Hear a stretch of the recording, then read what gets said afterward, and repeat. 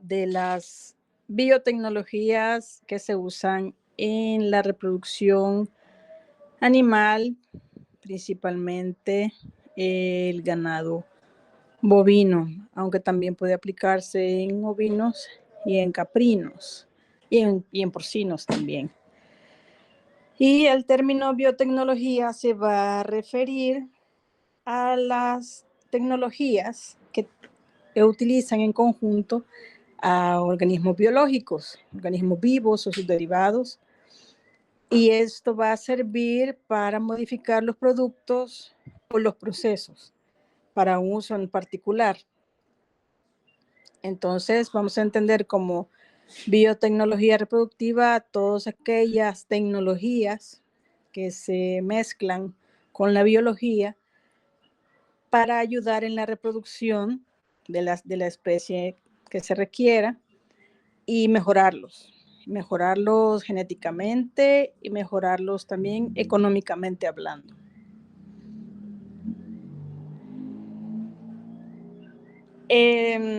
La razón por la cual se quieren mejorar, una de las razones más bien, es porque estamos creciendo a un ritmo bastante acelerado como población humana. Ahorita somos 8,000 millones, 7,000 millones de personas.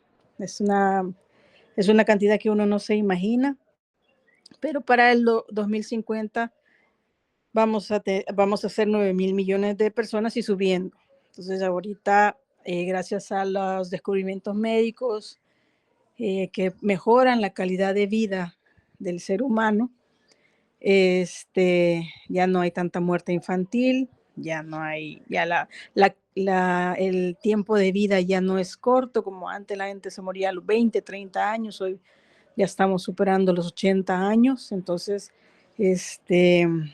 la muerte, digámoslo así, es un poco más tardada que antes, entonces la población aumenta. Y eso significa que se necesita más comida. Nosotros no nos podemos mover sin nuestro combustible, que es la comida. Entonces, lo que se quiere hacer al utilizar, al mejorar la producción animal de consumo humano, o para consumo humano, ya sea comida o sus subproductos, es precisamente eso, el tratar de alimentar a toda esta gente.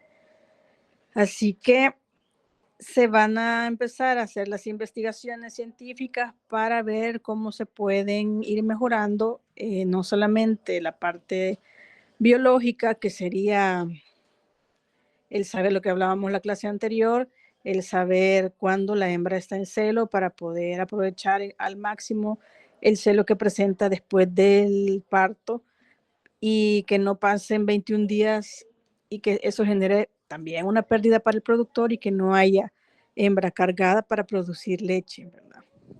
U otros terneros para la producción de carne.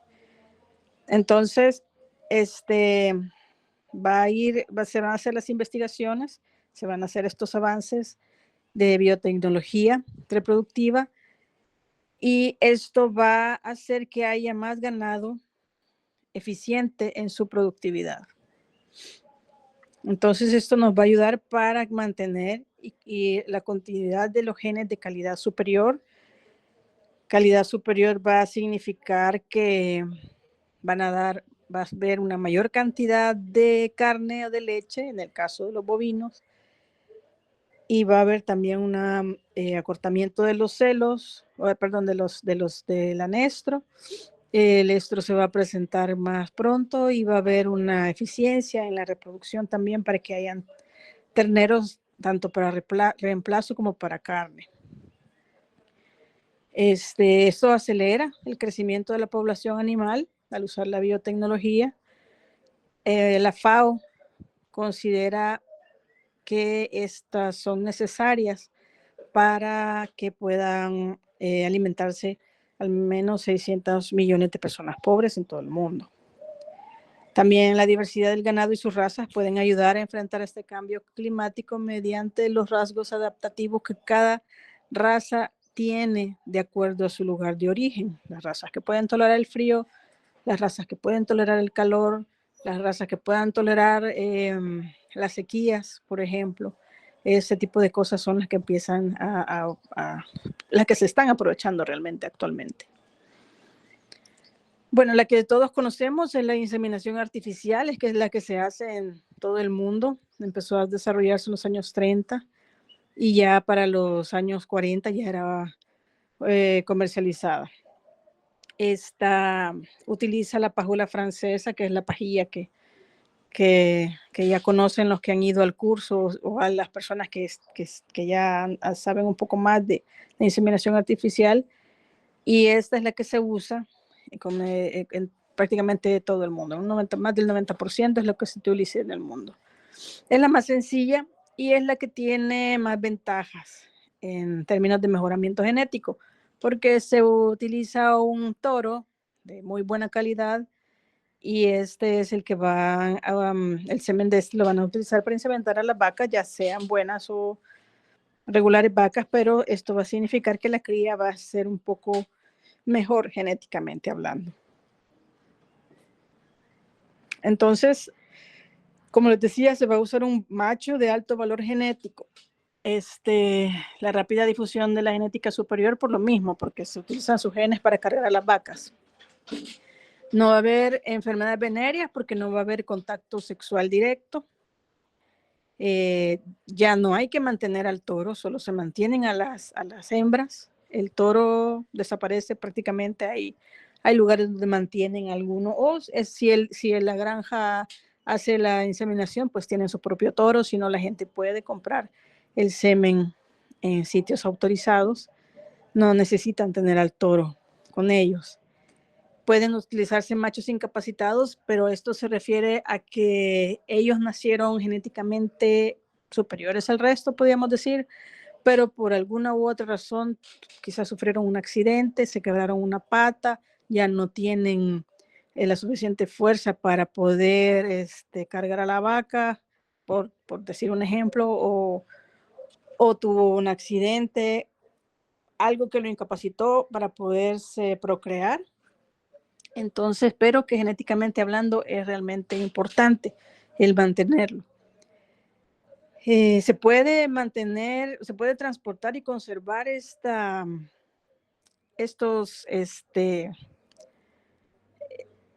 semen que se utiliza, se puede guardar por bastante tiempo. Y lo que mejora todavía más la inseminación artificial es la utilización de semen sexado.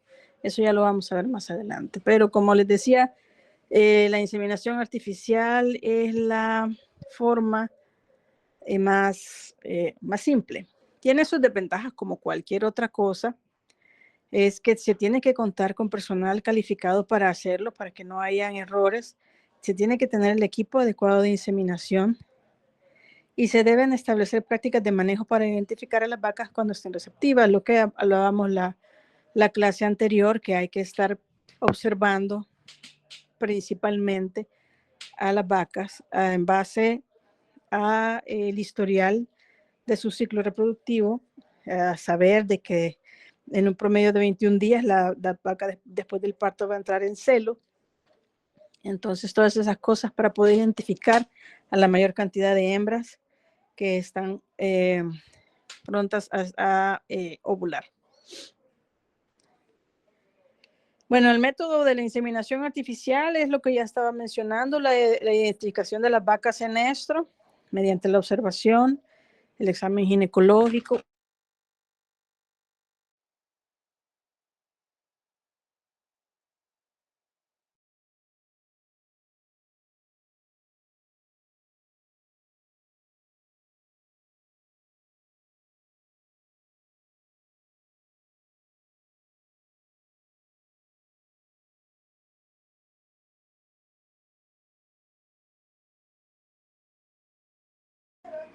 Perdón, se me cerró la aplicación.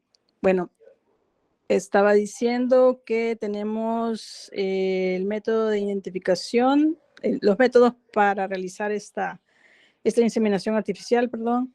Y primero vamos a identificar a las vacas que ya están en estro, vamos a observarlas, vamos a observar su comportamiento, vamos a observar sus genitales al examen, vamos a tomar la temperatura, por ejemplo, vamos a observar la descarga de moco, vamos a observar, utilizando otras tecnologías, vamos a medir la cantidad de pasos que ha estado dando, vamos a ver si la han estado montando, vamos a revisar si ha perdido pelo en las zonas donde usualmente estarían frotándose, si acaso la están montando. Entonces, todas esas cosas, la observación y el uso de otras tecnologías o de otros objetos nos va a ayudar a identificar que si la vaca ya está receptiva para ser montada. Como les mencionaba, entre los 19 y 23 días es el tiempo que la vaca va a presentar el estro, un promedio de 21 días o 3 semanas después del parto principalmente, que es el momento en que hay que estar pendientes de que el animal empieza a manifestar los síntomas del celo, como les decía, combinando con otras tecnologías. Luego, bueno, para captar el semen del macho, que es el seleccionado, el que tenga una mejor calidad genética, se va a obtener mediante una vagina artificial o por electroeyaculación. Luego esto se va a diluir en una sustancia semejante al plasma seminal, que también le va a dar protección y nutrición para mantenerse mientras se congela y se vuelve a descongelar. Se congela, perdón, en nitrógeno líquido a una temperatura de menos 196 grados centígrados. Y como dato así curioso, que el toro va a eyacular de 4 a 8 ml de semen. Este va a contener de 800 a 1200 millones de espermatozoides por mililitro. Entonces eso tendrían que multiplicar por 4 o por 8 para que sepan más o menos cuántos espermatozoides hay en la cantidad de semen eyaculado. Y con estas cantidades, luego de sumarle el plasma seminal que estaba diciendo anteriormente, se van a obtener las dosis, se van a obtener 200 dosis de cada eyaculación que se le saque al macho. Eso significa que se van a poder inseminar 200 vacas si todo se hace bien. El envasado se va a hacer en las pajillas que se mencionaban, la pajilla francesa. Se puede guardar entre 0.25 a 0.5 ml, normalmente es de 0.5. Y cada pajilla va a contener entre 20 a 30 millones de espermatozoides vivos al momento de la congelación. Sin embargo, se muere entre un 30 a un 50% durante este proceso, en lo que se congela y en lo que se descongela. Entonces, básicamente vamos a tener unos 10 a 15 millones de espermatozoides listos para ser colocados en la vaca y buscar la fecundación. Este semen se va a almacenar en un termo que va a contener el nitrógeno líquido. Dentro del termo hay, dependiendo del tamaño del termo, se pueden guardar entre 200 hasta 1000 dosis. Ahí van a haber diferentes espacios o canastillas, ahí se van a poder guardar las pajillas y se tienen que identificar para que no haya confusión de qué es lo que se está guardando ahí. Porque la causa más frecuente de los fracasos en la inseminación artificial es el mal manejo del termo. Debe de haber una cantidad determinada de nitrógeno líquido, no puede bajar de cierto nivel porque entonces se pierde lo frío, ya no estaría en 196 grados centígrados bajo cero. Y al calentarse la muestra, pues los espermatozoides van a empezar a salir de esa inmovilidad que le va a causar la congelación y van a empezar a consumir los nutrientes de la sustancia en donde están contenidos, se van a quedar sin nutrientes y se van a morir. Y esto también puede ocurrir cuando se identifican más los sitios donde se almacenan las pajillas. Entonces esas cosas son las que se tienen que tomar en cuenta para que no haya una pérdida del semen que se ha colectado. También la descongelación se tiene que hacer de una manera en específico. Se debe descongelar antes de que se deposite en el útero de la hembra. Tiene que ser rápido para evitar daños en los espermatozoides. Lo recomendado es que se metan en agua que está previamente calentada entre 35 a 37 grados centígrados, durante 20 a 30 segundos. No es recomendado que se descongele debajo de la axila o se meten dentro de la ropa o entre las manos, porque no tiene la rapidez que se requiere y eso podría, como lo menciona ahí, causar daño en los espermatozoides, reduciendo la cantidad de espermatozoides viables para que lleguen al óvulo. Recuerden que debe de recorrer el útero y pasar por muchas cosas antes de llegar al sitio de fecundación. Entonces, mientras más, mejor. Y para conservar lo mejor posible a los espermatozoides, esta descongelación se debe de hacer no más de 2 minutos entre la descongelación y la inseminación, por lo que se aconseja que todo el equipo que se va a necesitar se encuentre cerca de donde va a estar la vaca para ser inseminada. Entonces vamos a tener la pistola de inseminación, que va a tener una funda descartable de acero inoxidable, va a tener la varilla que va a funcionar como émbolo que va a empujar el contenido hacia el útero, y la rondana de plástico que va a fijar la funda desechable.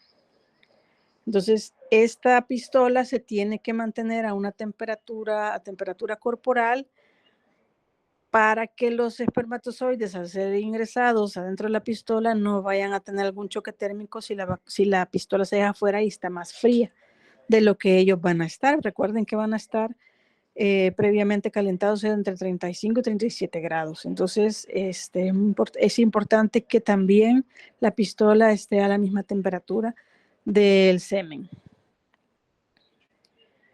Luego de que se mete al agua la pajilla y se saca, se tiene que secar completamente. Esta se va a colocar dentro de la pistola de inseminación. Se va a dejar la parte sellada afuera y van a cortar la parte sellada con una guillotina especial o con unas tijeras. Si se corta con tijeras, pues se tiene que calcular 1 centímetro, porque la guillotina especial ya está calibrada para cortar a 6 centímetros, de acuerdo a lo que se requiere. También se puede poner sobre la punta de la pistola una cubierta de nylon, para que al momento de ingresar la pistola al cuerpo de la vaca, esta sea rota en el momento en el que la punta de la pistola ya se encuentre fuera del tercer anillo cervical y no vaya a haber contaminación bacteriana por patógenos al interior del útero, ¿verdad? Por introducir así la pistola sin esa protección. Es algo que se puede hacer, hay gente que lo hace, hay gente que no. Ahí va a depender de la técnica y de varias cosas, como la parte económica. Luego vamos a introducir el semen. Recuerden que la inseminación se tiene que hacer en la etapa del estro, que es cuando está ella receptiva al macho, pero todavía no ovulado. La ovulación ocurre en la siguiente etapa. Entonces, se recomienda también usar el sistema MPM o PMAM, que sería que se observa a la vaca que está pronta a ser inseminada en la mañana y se insemina por la tarde. E igual, si se observa por la tarde, pues se dejan pasar 12 horas y se insemina en la mañana. Esta es una técnica que funciona bastante bien, pero eso también, como les digo, es una recomendación y cada productor tiene su propio protocolo que adapta de las recomendaciones generales. La técnica de depósito del semen se denomina recto vaginal.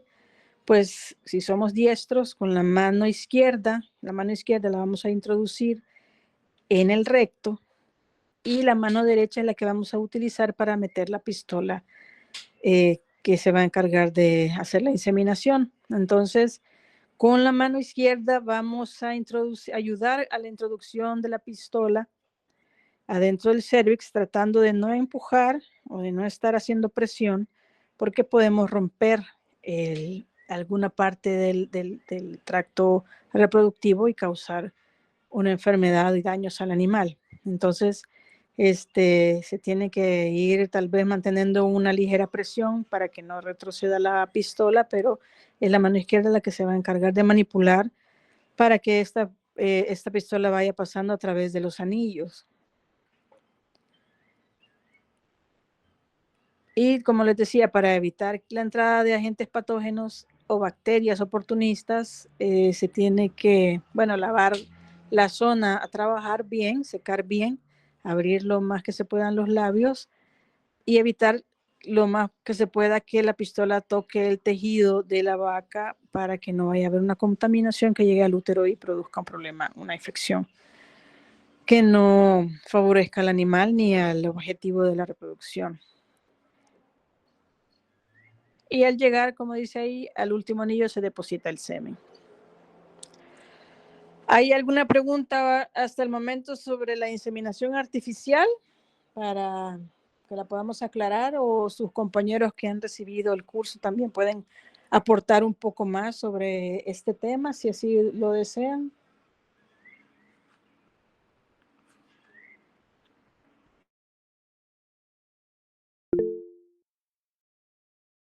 Dime, Carlos. Doctora, yo solo tengo una pregunta. Cuando mencionó usted electroeyaculación, ¿a qué se refiere con eso? Es un aparato que se usa para hacer que el toro eyacule sin que tenga el estímulo de una vaca, como ocurre con la vagina artificial. O sea, ellos ponen con la vagina, voy a decir uno y después el otro, con la vagina artificial ponen una vaca que está en estro para estimular al macho, y cuando el macho se monta en ella para poder introducir el pene, le colocan una vagina artificial que tiene una temperatura, y eso hace que el toro eyacule inmediatamente, porque eyaculan por la temperatura, por cierta temperatura. Entonces, cuando el macho no puede montar a la vaca, como les mencionaba, de estos toros que pudieran haber tenido un accidente, se le da una descarga eléctrica al testículo, a los testículos, y de esa manera se hacen eyacular a los toros. Por eso se llama electroeyaculación. Muchas gracias, doctora.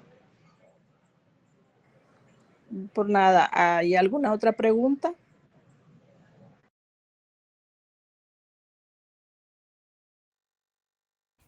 Doctora, Dime. y como usted dijo que era de 4 o de 8 ml que él expulsaba, ¿verdad? Y con la electroeyaculación es la misma cantidad igual. Sí, vendría siendo la misma cantidad. Vaya, gracias. Sí, ahí recuerden de que hay variables, ¿verdad? No todos los toros son iguales, no todos van a eyacular la misma cantidad y tampoco van a eyacular una cantidad exacta, ese es un promedio. Pero si el macho está seleccionado para eso, pues probablemente o más seguramente está bien alimentado y bien hidratado para que pueda eyacular la mejor calidad y en mayor cantidad.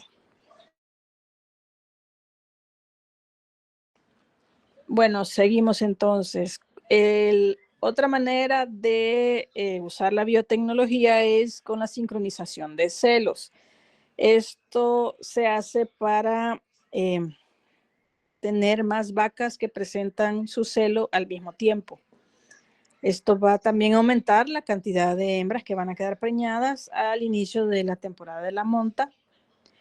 Y hay diferentes protocolos, y unos pueden lograr que se acorte el anestro postparto, otros incluso pueden disminuir o eliminar la necesidad de la detección de celos, porque ya están tan bien cicatrizados que ya saben cuándo van a entrar el celo y ya no necesitan estarse fijando, sino simplemente ver el calendario, ¿verdad? Entonces tenemos el primer protocolo, que está basado en la hormona que sería la prostaglandina F2 alfa, que esta hormona, si se recuerdan, es la que se libera cuando no hay gestación, cuando no se implanta el embrión. Entonces le va a indicar al cuerpo lúteo que no hay embrión implantado y que hay que degenerarse. Entonces, normalmente eso es lo que pasa. Y lo que se hace es que se va a inyectar esta hormona antes, justo cuando el cuerpo lúteo está empezando a funcionar, para que genere lo más pronto posible y el estro se presente entre 48 y 120 horas después de la inyección.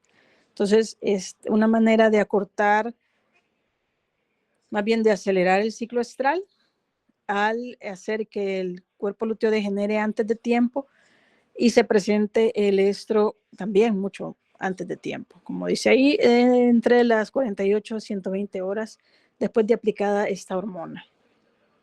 Entonces aquí tenemos una gráfica en donde nos dice, se me perdió el... Uy. Bueno, aquí pueden ver en los del día 5, el día 17 es la ventana para aplicar la inyección de la hormona prostaglandina F2 alfa.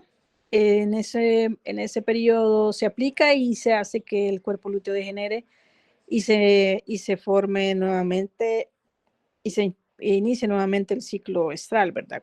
Presentando el estro de la vaca. Antes de los 5 días no se recomienda porque no va a pasar nada. E igual después del día 17 tampoco se aplica porque no va a pasar nada. Tiene que ser en el lapso entre los 5 y 17 días. De ahí tenemos el segundo protocolo que está basado en la hormona liberadora de gonadotropina. Esta va a inducir, el día 1 se pone la primera inyección, va a hacer que la pituitaria libere hormona luteinizante y folículo estimulante y esta va a hacer que va a provocar la ovulación de cualquiera de los folículos dominantes que se empiecen a desarrollar o va a hacer que se acelere la maduración del folículo. Luego el día 7 se va a inyectar la prostaglandina F2 alfa que va a provocar la regresión del cuerpo lúteo, como ya se habló. Va a bajar los niveles de progesterona y esto va a hacer que nuevamente empiece el ciclo estral. Al día 9 se vuelve a inyectar la hormona liberadora de gonadotropina, que va a hacer que haya, más que todo, como se decía ahí, que iba a madurar los folículos. Entonces ahí viene la liberación del óvulo y el día 10 ya se puede, o sea, al día siguiente ya se puede hacer la inseminación artificial. Se puede incluso dar, ¿sí? Después, una 16 a 24 horas después de la segunda inyección de la hormona liberadora de gonadotropina, entonces que se realiza la inseminación artificial, que se ha logrado que la mayoría de las hembras ya se encuentren ovulando con esta segunda inyección. El siguiente protocolo está basado en la progestina, que es una hormona similar o que imita a la progesterona que está produciendo el cuerpo lúteo.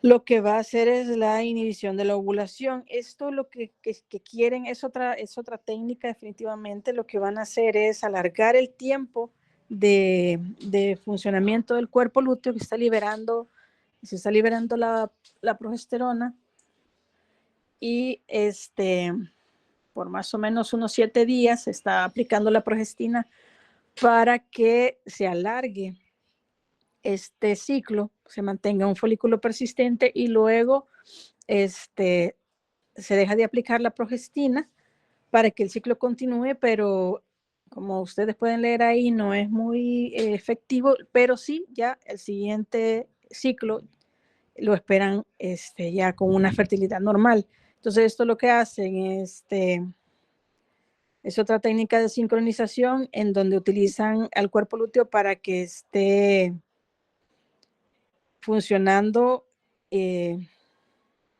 y todas las vacas se están inyectando para que el cuerpo lúteo se mantenga.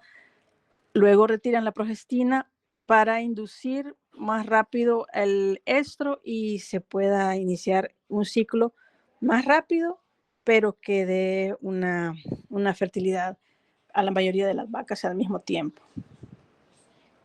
Entonces esta progestina se va a estar aplicando cuando el cuerpo lúteo está en regresión, como les decía, para hacer creer al cuerpo que el cuerpo lúteo todavía está funcionando. ¿Alguna duda sobre esta esta segunda parte de los protocolos sobre la sincronización del celo.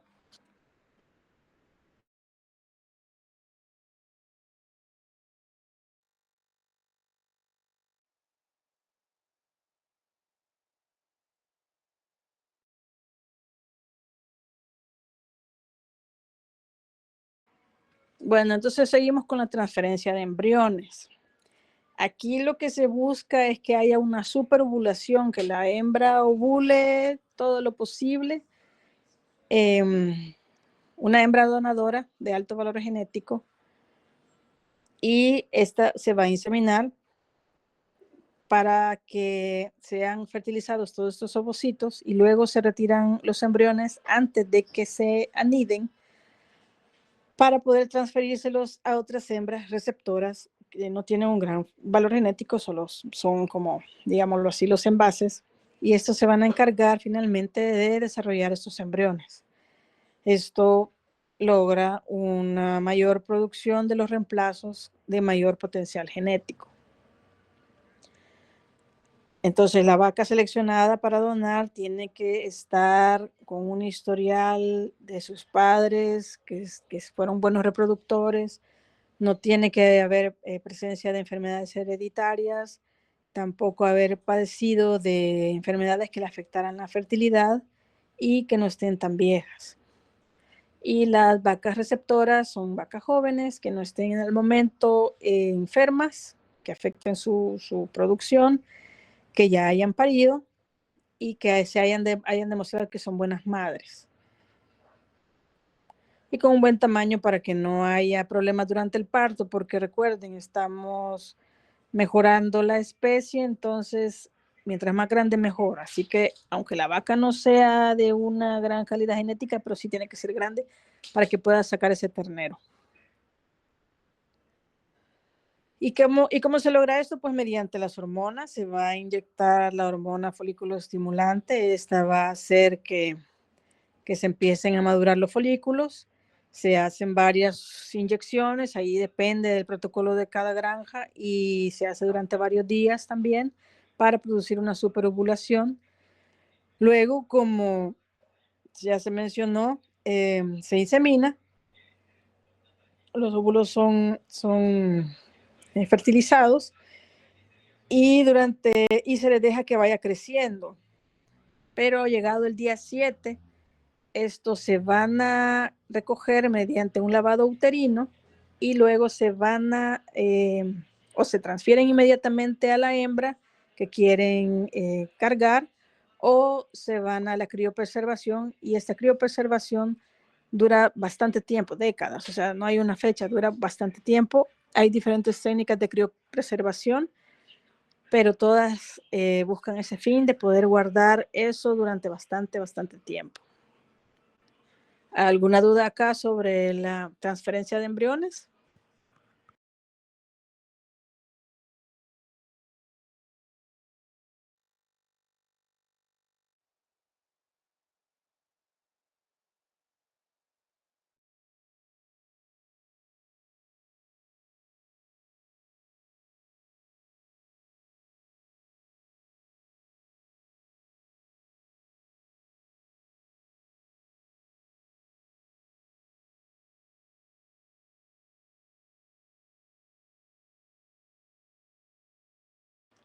Vaya, entonces vamos con la fertilización in vitro.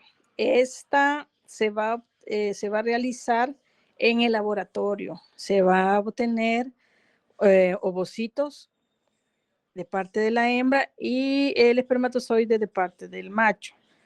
Entonces, van a ser animales de alta calidad genética, obviamente, para poder hacer esto. Y los pasos para realizarlo, pues van a ser los de obtener a los ovocitos, hacer la fertilización y el cultivo y desarrollo del embrión. Los ovocitos se van a obtener ya sea por sacrificio de la hembra. Puede que la hembra haya tenido un accidente o presentara una enfermedad que afectó su aparato reproductor, pero era una hembra de alta calidad genética, entonces se puede sacrificar para recolectar esos ovocitos, o se puede hacer en vivo mediante aspiración folicular guiándose por ultrasonido. Estos se van a estar examinando bajo el microscopio, se van a seleccionar lo que se encuentren en una fase adecuada para la maduración. También esto depende de la técnica que se utilice, el laboratorio, entonces son diferentes fases las que se pueden utilizar. La más común es la fase de vesícula germinativa, que ya lo habíamos mencionado, que se pueden sentir a la hora de la palpación rectal. Luego estos ovocitos se van a colocar en un medio de cultivo que contiene nutrientes y hormonas que los van a ayudar a madurar. Las hormonas vienen siendo la FSH, la LH, el estradiol y el suero fetal bovino, que es lo que va a dar, además de factores de crecimiento, también van a dar nutrientes. Estos se van a incubar a una temperatura de 38.5 grados en un ambiente de dióxido de carbono y con una humedad adecuada. Y se van a dejar madurar en esta salsa de entre 22 a 24 horas. Entonces ellos van a ir progresando a través de la meiosis y van a alcanzar la metafase 2, que es la etapa en la que ya están listos para ser fertilizados. Y la fertilización, bueno, luego de que esto sucede, vamos a utilizar el espermatozoide para fertilizarlo, ¿verdad? Se van a tomar los espermatozoides que se han conservado en el frío y que ya pasaron una capacitación. Recuerden que ellos se capacitan la primera vez en el epidídimo y luego también se vuelven a capacitar en el oviducto. Entonces, más que todo para eliminar a los que que no están viables y estar en mejores condiciones para fecundar al óvulo. Entonces, estos se van a descongelar, como ya habíamos hablado, en agua que va a estar entre 37 y 38 grados durante 30 a 60 segundos. Se van a lavar mediante centrifugación, se va a eliminar la sustancia crioprotectora y otros componentes que se pusieron, y probablemente hayan sido nutrientes también, y se les va a colocar en un nuevo medio de cultivo. Esto le va a proporcionar las condiciones que necesitan para sufrir los cambios necesarios para la capacitación. Está con varias sustancias, no se las puse aquí porque eran como el bicarbonato de sodio, por ejemplo, la heparina, que son varias cosas que sirven para que los espermatozoides estén capacitados. Y luego estos, se le agrega esta sustancia con todos estos químicos para volverlos a poner en incubación, siempre con CO2, entre 1 a 4 horas, que es el tiempo en que el espermatozoide pasa en el oviducto capacitándose y donde adquieren la capacidad para moverse de manera hiperactiva y que puedan atravesar la zona pelúcida con la reacción acrosómica que les permite entrar al ovocito y unir los pronúcleos. Luego tenemos ya el desarrollo del embrión.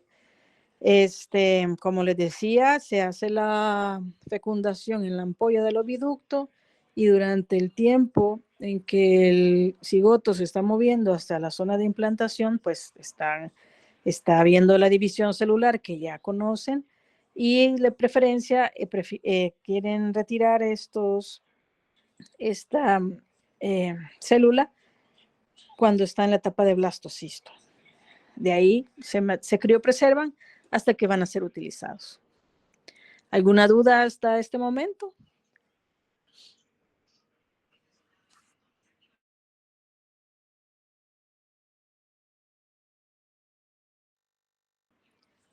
Lo que les mencionaba al principio, que es el sexado del semen.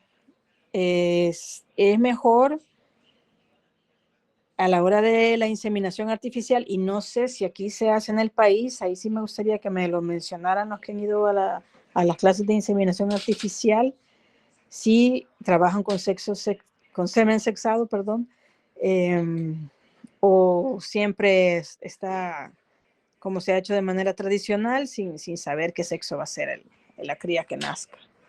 Si me pudieran comentar, por favor.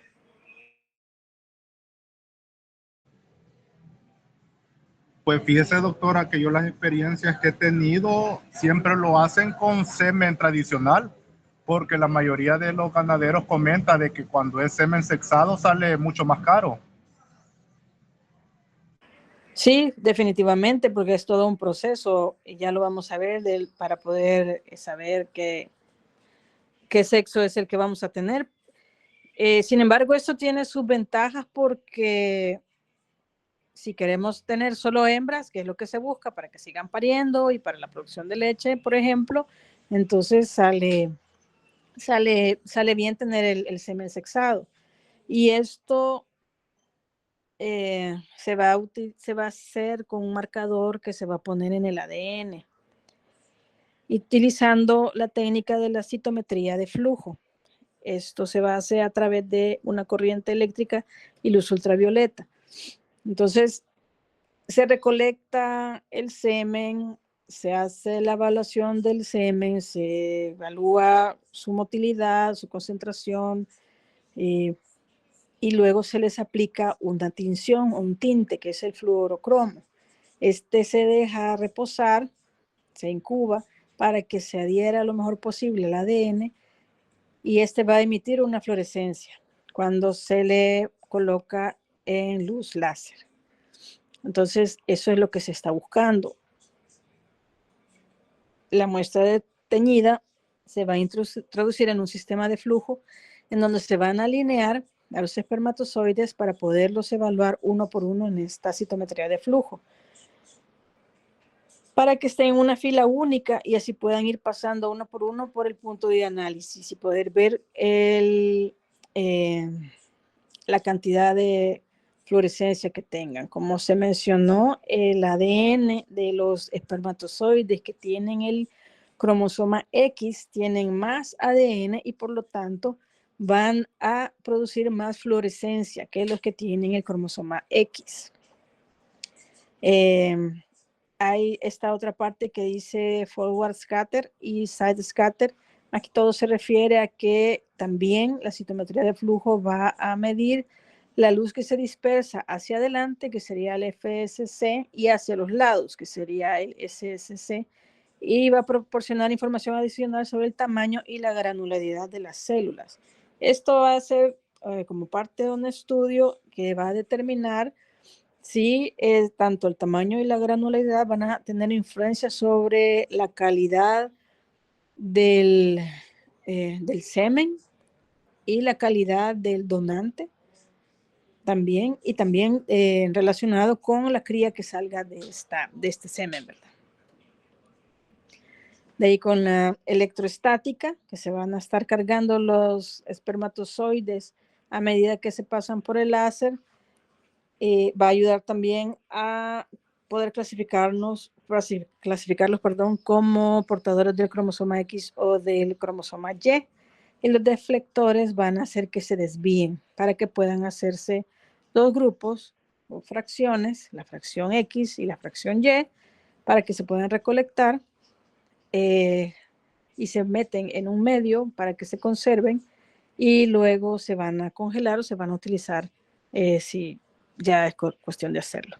¿Alguna duda al respecto de este tema? ¿Un comentario? Y sí, definitivamente que es más caro. Ya ven cómo es ese proceso. Es un proceso que se hace en el laboratorio. No quiero ni pensar las máquinas que se tienen que utilizar para hacer todo eso.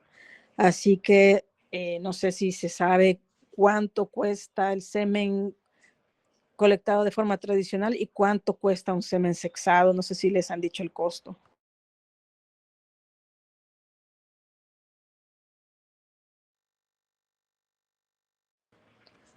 Bueno, luego tenemos la crioconservación o preservación, como ya se ha mencionado anteriormente, se usa para guardar tanto el semen, permítanme. Se usa para guardar el semen o los embriones o los ovocitos para utilizarlos posteriormente, y se hace también no solo no solo en especies comunes, digámoslo así, sino que también en razas de ganado que sea raro, no solo ganado bovino, también se utiliza en otras especies de producción, pero también se usa la criopreservación en la conservación de especies amenazadas o en peligro de extinción, refiriéndose más que todo en eso a la vida silvestre. Así que tiene una amplia utilización, pero en el caso que nos atañe o nos toca es para tener guardado semen o embriones de animales o razas que sean raras, o simplemente para irlo guardando porque de momento no se va a utilizar y pasó algo y necesitan tenerlo guardado, todavía no se puede utilizar, entonces se guarda. Y como ya saben, esto puede durar décadas. También está la clonación. Se conoce desde 1996 cuando se clonó la primera oveja, la que se llamó Dolly, y se ha hecho en otras especies animales, principalmente de producción. En los países que están en desarrollo se encuentra en etapa experimental, y cuando hablo de países en desarrollo no me refiero a El Salvador, por ejemplo, porque creo que nadie está aquí desarrollando experimentalmente la clonación, pero si alguien sabe algo, pues que nos ilumine aquí, porque hasta donde yo sé, eso requiere de mucho dinero y sale mejor en los países donde hay una alta producción, por ejemplo, China o India, que son países que están en desarrollo. Lo están haciendo porque necesitan, o sea, hay una gran cantidad de gente ahí. Y países desarrollados como Europa, de América del Norte, que sería Estados Unidos, Canadá, Japón, pero también se hace en Sudamérica y en Asia, en otros países. Eso se está utilizando por lo mismo, la falta de la mejora genética para mantener unos genes que son importantes o que han dado una buena producción para conservar especies que son raras. E igual forma, también se habla de la conservación de especies silvestres. Esto ayuda, la clonación puede hacer una evaluación eficiente del genotipo con las interacciones del ambiente, o sea que de la manera como el animal se desenvuelve en cierto ambiente. Y a nivel de la granja, esto ayuda a que se pueda ir compartiendo este gen o genes superiores a otros con fines comerciales para mejorar las razas que se tienen en ese momento y poder uniformizar un producto pecuario determinado para el mercado, ya sea, como les decía, puede ser bovinos, porcinos, caprinos, ovinos, o sea, principalmente está destinado a eso. Tiene otros usos definitivamente, pero ahorita nosotros estamos hablando de la parte comercial. ¿Alguna pregunta sobre lo anterior de la clonación?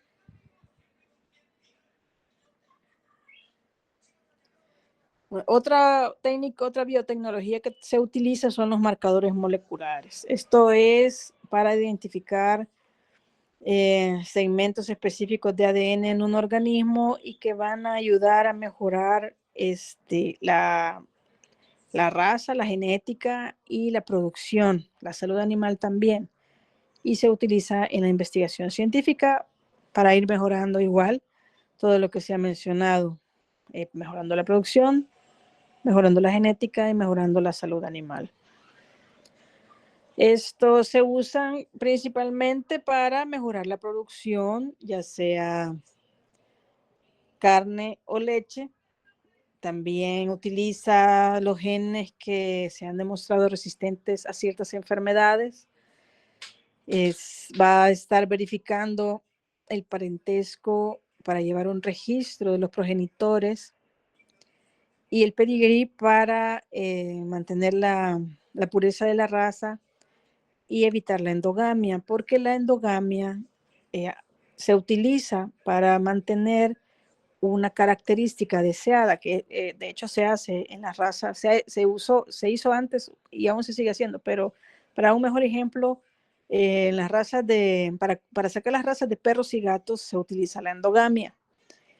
Nosotros vemos una característica deseada que tuvo una camada de perritos o de gatitos y nos damos cuenta que lo mejor va a ser que se reproduzcan entre hermanos e incluso entre padre y madre, si los dos tienen esa característica deseada, para que las crías la vayan manteniendo.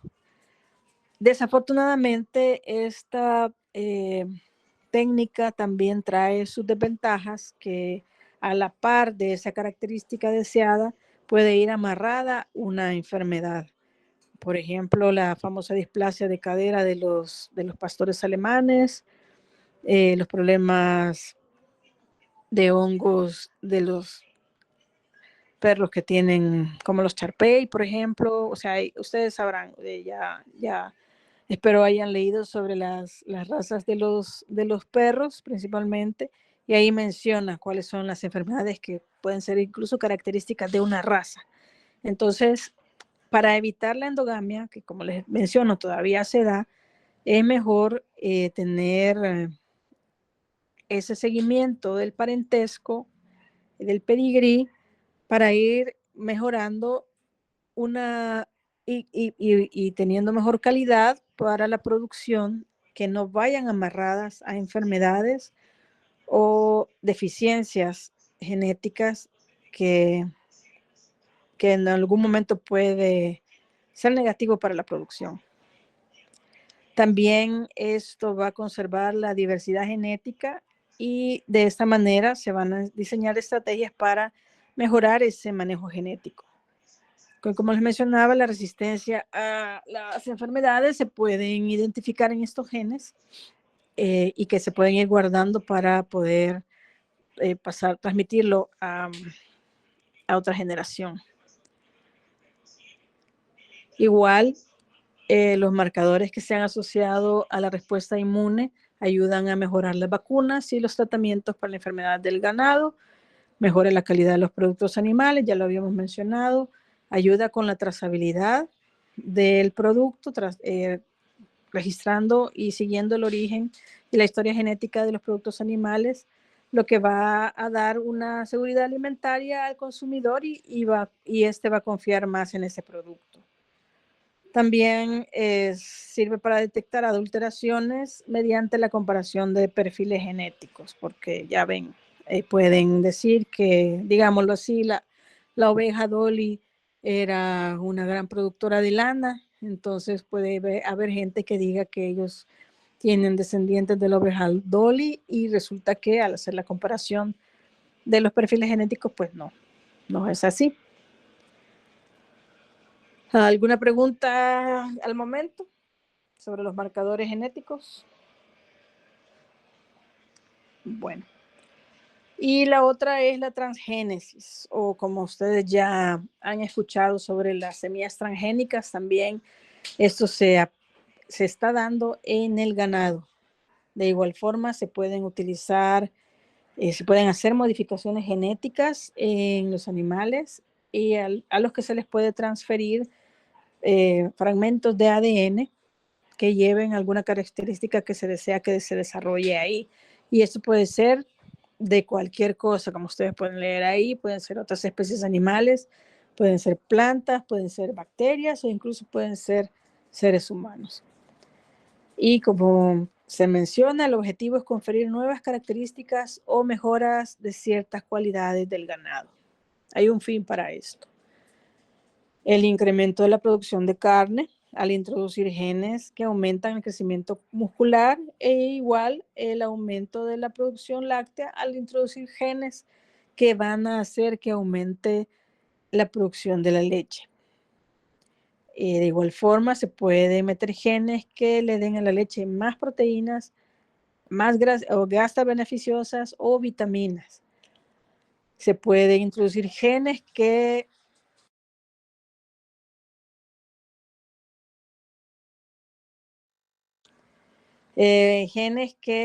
van a producir proteínas terapéuticas, también hormonas, anticuerpos o vacunas en la leche del ganado transgénico. ¿Qué significa esto? Que ya no va a haber que inyectar la vacuna, sino que la vacuna va a ir en la leche producida naturalmente, entre comillas, por la vaca que esté modificada genéticamente.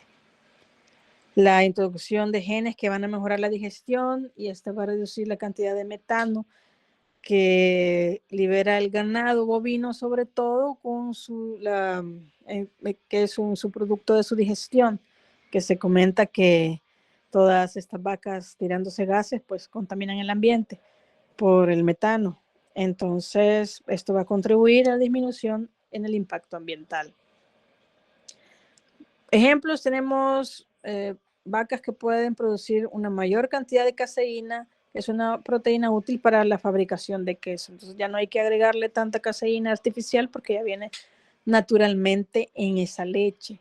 Cerdos que van a producir menos fósforo en su desecho para que no haya tanta contaminación ambiental, y cabras que pueden producir proteínas humanas como la antitrombina, que va a ser utilizada en los tratamientos de los trastornos de la coagulación sanguínea.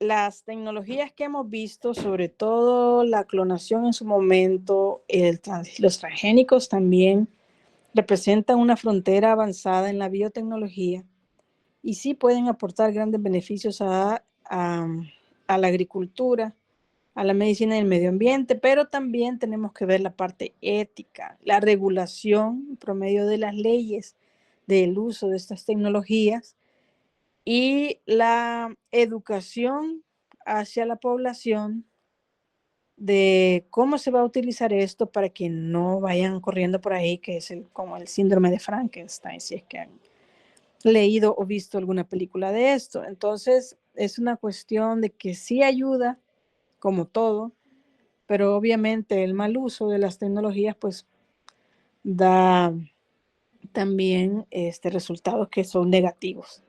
Entonces, es importante que todo esto, por poner un ejemplo, si se hiciera, empezaran a hacer estudios, o no estudios, sino se empezara a implementar la clonación en El Salvador, pues el Ministerio de Agricultura tendría que empezar a elaborar leyes que delimiten esta clonación para que no vaya a hacerse de manera irresponsable, produciendo aberraciones o utilizándolas de tal forma para beneficio de pocos y perjuicio de la mayoría, ¿verdad? O si no, utilizarla en zonas, en otros seres vivos que no son importantes para el consumo de alimentos, para la salud pública, o hacerlo de manera irresponsable en clonando personas, ¿verdad? Esos son los desafíos éticos y regulatorios y sociales, como les decía, la educación a la población para que sepan qué es lo que se está haciendo, cómo se está haciendo y no vayan a ser víctimas de charlatanes como suele ocurrir en la mayoría de los casos. ¿Tienen alguna pregunta al respecto sobre esto?